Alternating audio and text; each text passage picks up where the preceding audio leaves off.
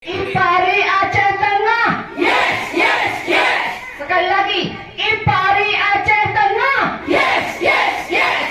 Ratusan penyuluh agama kantor Kementerian Agama Aceh Tengah melaksanakan kegiatan bersih-bersih sampah atau gerakan zero plastik dalam rangka memperingati Ikatan Penyuluh Republik Indonesia IPARI Kabupaten Aceh Tengah. Kepala Kantor Kementerian Agama Kabupaten Aceh Tengah, Wahdi, menyampaikan bahwa aparatur sipil negara ASN di Kementerian Agama Kabupaten Aceh Tengah turut serta dalam kegiatan memperingati IPARI yang perdana di tahun 2024 ini. Juga bahwa teman-teman penyuluh yang hari ini itu ada lebih dari 150-an, dan kemudian yang berpartisipasi seluruh ASN atau Kementerian Agama Kabupaten Aceh Tengah, baik PNS dan P3K-nya, dan kemudian seluruh kepala KUA di Kabupaten Aceh Tengah, ada 14 kecamatan, itu ikut serta dalam memeriahkan kegiatan IPARI untuk memperingati 1 tahun harlahnya.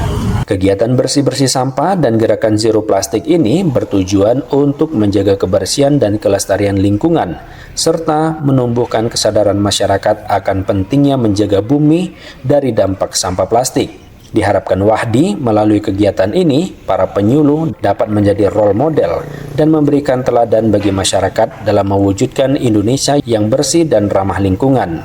Sementara kegiatan bersih-bersih atau pungut sampah dimulai dari pintu gerbang masuk Aceh Tengah atau tepatnya di kawasan Singgah Mata, Kecamatan Kebayakan Aceh Tengah hingga jalur 2 Payatumpi Takengon. Satiran, RRI Takengon melaporkan.